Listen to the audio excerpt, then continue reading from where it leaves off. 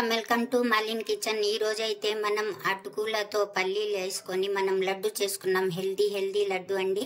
చాలా బాగుంటది, హెల్దీ అయినది। పిల్లలు కూడా బాగా ఇష్టపడి తింటారండి, మనం కూడా తినొచ్చు। చూడండి ఎంత బాగున్నాయో, లోపల బయట అంతా బాగుంటది। ఈ రెసిపీ నచ్చితే లైక్, షేర్, కామెంట్, సబ్స్క్రైబ్ చేయండి మర్చిపోకండి। మీ ఫ్రెండ్స్ కి షేర్ చేయండి। వీడియో చూడాలంటే నోటిఫికేషన్ ఆన్ చేసుకోండి। వీడియో అయితే పూర్తిగా చూడండి। ఈ లడ్డు అయితే అద్భుతపోతుందండి, బాగా చూడండి। Thank you. మనం ఫస్ట్ ఒక కప్పు పల్లీలు తీసుకోవాలండి। తీసుకొని ఫ్రై పాన్ లో వేసుకొని మనం వేయించుకోవాలి బాగా।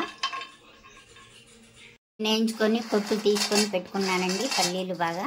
మనం ఇందులోటి మనం ఒక 2 స్పూన్ల పల్లీలు తీసుకొని ఇలాగా పక్కన పెట్టేసుకోవాలండి। ఇప్పుడు మనం ఒక ఫ్రై పాన్ పెట్టుకోవాలండి, స్టవ్ వెలిగించుకొని। ఇప్పుడు మనం ఇందులోకి చూడండి, ఈ కప్పుతోనే మనం కప్పు పల్లీలు తీసుకున్నాం, ఏరుశనక్కాయలు।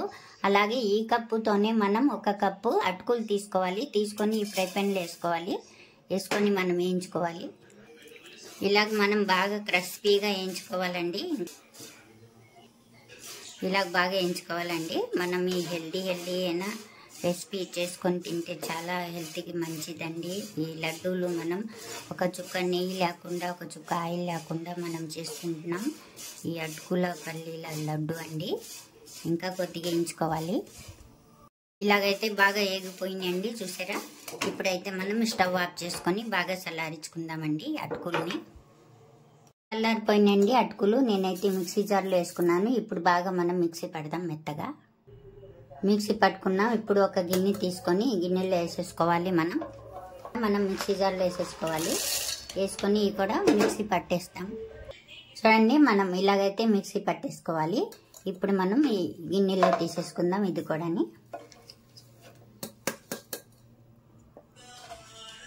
ఇప్పుడు మనం ఈ 2 పిండిల్ని పక్కన పెట్టేసుకుందాం। ఇంకో ప్రాసెస్ చూద్దాం మనం।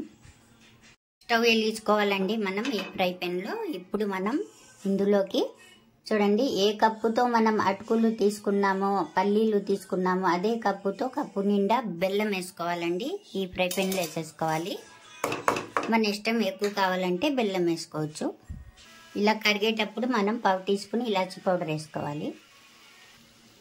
బెల్లం మనకు బాగా కరిగిందండి, చూసారా। ఇలా కరిగేటప్పుడు మనం ఇందులోకి ఈ అటుకుల పిండి ఉంది కదండి, ఈ పిండిని ఇందులో వేసేసుకోవాలి। మనం వేసుకొని బాగా కలుపుకోవాలి। వేసుకున్నాం, బాగా గట్టి పడింది। ఇప్పుడు మనం ఇందులోకి చూడండి, పల్లి పొడి ఉంది కదా, ఈ పొడిని కూడా మనం ఇందులో వేసేసుకోవాలి। వేసుకొని ఇది కూడా మనం బాగా కలిపేసుకుందాం। ఇలాగైతే మనం కలిపేసుకున్నామండి। మనం క్షీరపాకం అయితే ఎక్కువ ఉడికించుకోలేదు, జస్ట్ బెల్లం కరిగితే చాలండి మనకు। ఇప్పుడు మనం ఇందులోకి మనం పల్లీలు తీసుకొని పెట్టుకున్నాం కదా, ఇష్టం ఎన్నైనా వేసుకోవచ్చండి, మన ఇష్టం। నేనైతే వేసుకున్నానండి। వేసుకొని ఇప్పుడు ఇది కూడా మనం బాగా కలిపేసుకొని స్టవ్ అయితే ఆఫ్ చేసేసుకున్నామండి। మనం ఇది బాగా చల్లారించుకొని ఉండలు చేసుకుందాం మనం।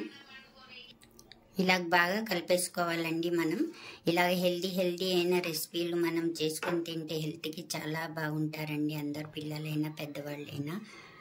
మీ సపోర్ట్ మాకు ఉండాలండి, మీరు లైక్ చేస్తూ ఉంటేనే మాకు సంతోషంగా ఉంటుందండి। మీరు తప్పకుండా లైక్ చేస్తూ ఉండండి। అయిపోయిందండి, మనం ఇప్పుడు చల్లారించాక లడ్డూలు చేసుకుందాం। అంతే అండి, రెడీ అయిపోయింది। ఎంతో హెల్దీ అయిన అటుకుల లడ్డూలు అయితే రెడీ అయిపోయింది। ఈ రెసిపీ నచ్చితే లైక్ చేయండి।